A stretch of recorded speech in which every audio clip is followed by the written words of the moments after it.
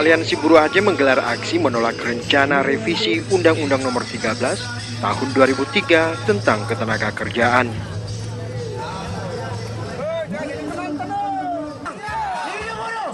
Koordinator aksi Habibie Insen menyebutkan, revisi Undang-Undang Nomor 13 Tahun 2003 dinilai merugikan buruh, seperti pengurangan pesangon, penyesuaian upah 2 tahun sekali, penetapan upah minimum kabupaten kota UMK oleh pemerintah pusat, serta pelarangan mogok kerja.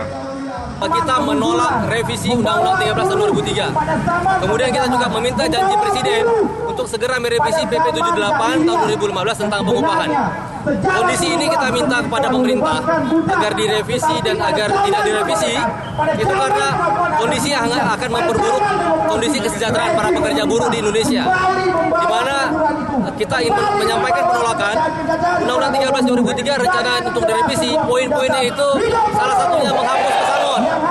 Kemudian juga menghapus cuti haid bagi pekerja perempuan.